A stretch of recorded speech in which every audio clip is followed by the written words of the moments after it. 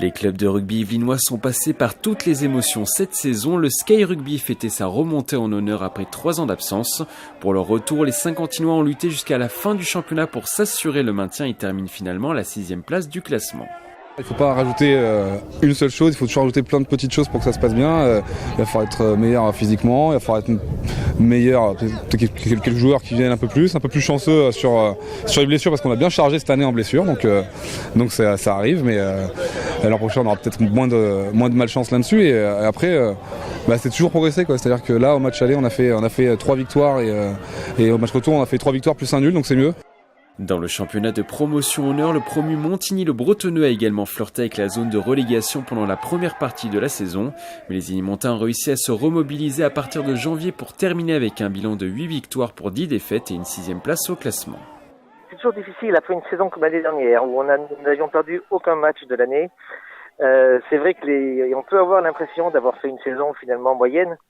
Mais non, il faut se rendre compte d'où on vient.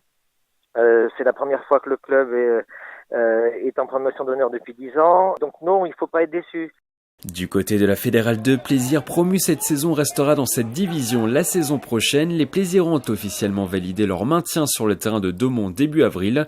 La victoire est sans appel, 54-7. Ce jour-là, les hommes de Sébastien Roncalli comptent 15 points d'avance sur le premier relégable Arras.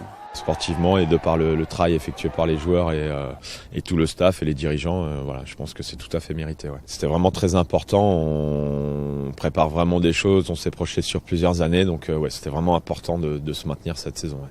Versailles a sans doute été l'équipe qui a procuré le plus de sensations à ses supporters après avoir terminé 3e de division honneur derrière Sarcelles et Bagneux. Les joueurs de la Cité Royale ont réussi à se hisser en quart de finale du championnat de France en venant à bout de l'entente Maison Lafitte Saint-Germain-les-Poissy sur le score de 13-3.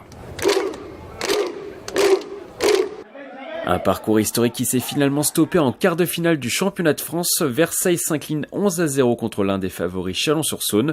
Pas de montée pour le club. Ce qu'on retiendra de toute façon, c'est que c'est une défaite à un niveau historique pour le club. C'était la première fois qu'une équipe senior du RCV atteignait les quarts de finale en honneur.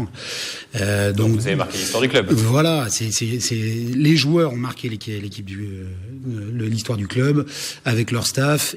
Le championnat terminé, les équipes yvelinoises ont maintenant plus qu'un objectif en tête, se renforcer pour espérer passer un nouveau palier la saison prochaine.